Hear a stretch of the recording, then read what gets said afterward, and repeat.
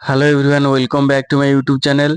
सो आपण माने देखि पारथिबे बीएससी ओडिशा कटक तरफ गोटे बड़ अपडेट आछि जो माने कि सिटी बीड पिला अछंती ता सहित जो माने कि इन सर्विस टीचर अछंती जो माने तो आपण मानो पई बड़ अपडेट रहिछि। आपण मानकर ओटीटी एग्जाम पई नोटिफिकेशन आसी जाईछि जोटा कि रहिछि 23/3/2026 नोटिफिकेशन नंबर रहिछि 833 रहिछि।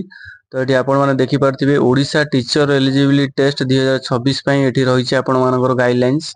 एप्लिकेशन आपण मानकर रिसीव हम ऑनलाइन मोड रे visiting the link website bscodisha.nice.in रे आ ऑनलाइन लिंक आपण मानकर अवेलेबल हो जो ऑनलाइन एप्लिकेशन पई अप्लाई पई 26/3/2026 रु आपण मानकर 9/4/2026 पर्यंत आपण माने ऑनलाइन अप्लाई करि परिबे।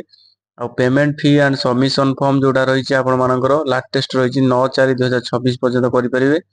आपण माने अप्लाई पूर्व स्टेप बाय स्टेप इंस्ट्रक्शन पढिबे आ ऑनलाइन रजिस्ट्रेशन करिवे। ता सहित एलिजिबिलिटी एप्लीकेबिलिटी क्वालिफाइंग क्राइटेरिया ए सब मध्ये देखिबे सिलेबस एंड इट्स स्ट्रक्चर सब किछि आपण मानकर देई देबो। आपण मानकर अप्लाई 26 तारिख पूर्व एटा देई देबो। आपण मानकर एग्जामिनेशन जदि देखिबा आपण मानकर एग्जामिनेशन केबे होउची ना एग्जामिनेशन कंडक्टेड 29/5/2026 रे माने एबे एबे आपण मानकर एग्जाम हे जिवो 29 मे 29 रे आपण मानकर एग्जाम हबो। पेपर 1 रहिबो 9 टा 11:30 पेपर 2 रहिबो 2 टा 4 रहिबो।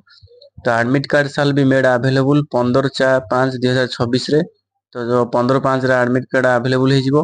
तो जो माने कि आपण माने जानिथिबे क्वालिफाइंग मार्क रहिछि एससीबीसी पिला मानक पई एससीबीसी एसटी पिला मानक पई 75 मार्क से भली हमर यूआर पिला माने जो मारछन तो आपण मानक पई रहिछि 90 मार्क।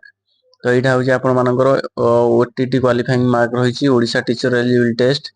तो एटार गोटे बड़ सूचना दउछि आगो को आपण मानकर जूनियर टीचर जो रही junior teacher regular assistant teacher आम कह असिस्टेंट टीचर रेगुलर वैकेंसी आपंकर आसो पाखापाखि 10 ରୁ 15,000 वैकेंसी 10K to 15K आसवा जाऊँगी। कारण ओटीटी आसला माने आपण मानकर जूनियर टीचर वैकेंसी आसो 100% आसो आपण मानकर। कारण ये देखिपे आम सेक्रेटरी जो आम चीफ सेक्रेटरी कहते 64,000 पाखापाखि आपंकर वैकेंसी फिलअप हम आपण मानकर 64,000 फिलअप हम।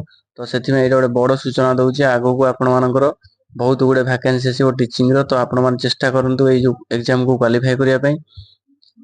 तो in case the miss information furnished by the candidate found to be false fake the result of candidate shall be cancel and he shall be liable for prosecutions as per the rule. The information one submitted candidate relating to this data address caste during online can not be change at any stage. तो जहाँ भी आपण मैंने fill up करेंगे OTT apply time रे सब किसी ठीक से फिलअप करेंगे कारण से एडिटेबल हेनी। देखिपे registration can not be change at any later stage. तो यहाँ रही है आपण मान बड़ अपडेट।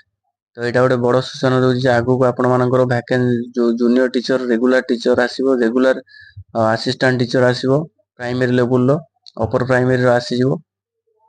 तो यहाँ थिला तो ये आपण मैंने लाटेस्ट अपडेट पाइबा चैनल को सब्सक्राइब कर दिंतु जो मैंने नुआ कर। तो so thank you for watching this video.